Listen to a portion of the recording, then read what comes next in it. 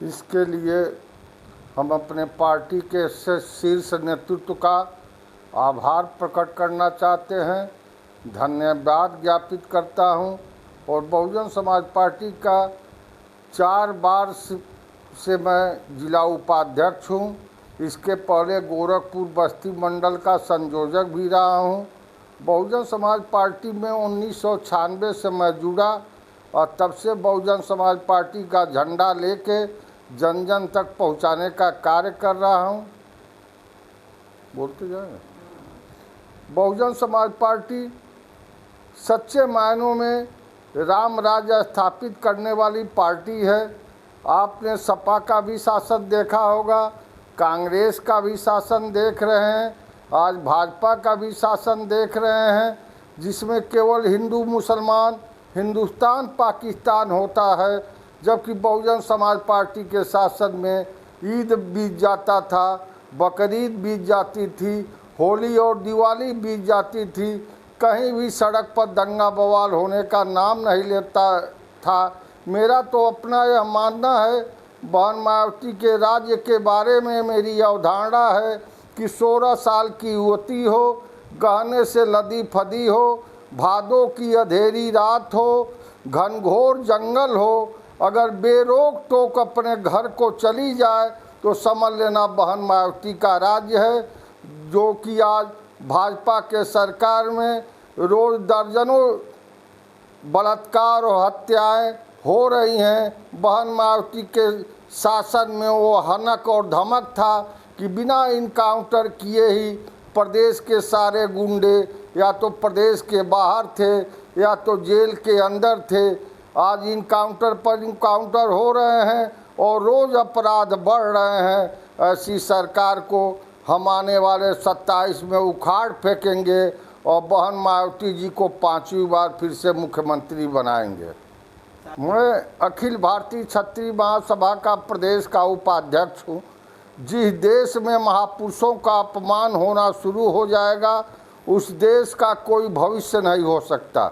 इतिहास साक्षी है कि यह इंसानियत और मानवता के भी खिलाफ है कि राणा सांगा के ऊपर किसी तरह की टिप्पणी किया जाए। जिस राणा सांगा का एक पैर युद्ध में कट गया था, एक हाथ युद्ध में कट गया था, एक आँख खत्म हो गया था, ऐसा राणा सांगा जिन्होंने 99 लड़ाइयाँ लड़ के विजय प्राप्त किया हो, इस राणा सांगा के बारे में जिनका पूरा परिवार का एक इतिहास है, 16 अक्षरों में लिखे जाने वाला इतिहास है, महाराणा प्रताप का, राणा सांगा का, राणा संभाजी महाराज का, छत्रपति साहू जी महाराज का, ऐसे महान लोगों के खिलाफ टिप्पणी करके ओसी मानसिकता को प्रदर्शित करके राज्यसभा के सांसद रामजी लाल सुमन ने देश में विद्वेष पैदा करने का काम किया है, जाति उत्माद पैदा करने का उन्होंने काम किया है। इसकी हम घोर निंदा और भर्त्सना करते हैं।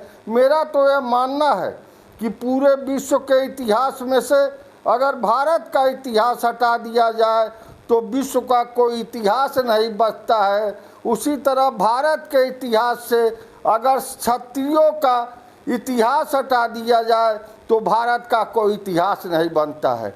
जो इस्लामीकरण के झंडेवार थे, 1 महीने में देश के 56 देशों को इस्लामीकरण राज्य बना दिया, जबकि भारत की भूमि पर क्षत्रिय महाराजाओं के वजह से ही 800 सालों तक संघर्ष करते रहे, लेकिन भारत में इस्लामीकरण कायम नहीं हो पाया। यह क्षत्रिय महाराजाओं का ही देन था और उसमें चित्तौड़ और राजस्थान तो क्षत्रिय कुल ने ऐसा वीर गाथा गाया है, घास की रोटी खा करके। महाराणा सांगा से लेके संभाजी महाराज जो कभी मुस्लिमों के सामने, जो कभी मुगलों के सामने झुके नहीं, पूरे शरीर की चमड़ी उघाड़ दी गई, आंख निकाल दिया गया, हाथ पैर काट दिया गया, ऐसे वीर बहादुर परिवार को और राणा सांगा का यह देश कृतज्ञ रहेगा, आभारी रहेगा।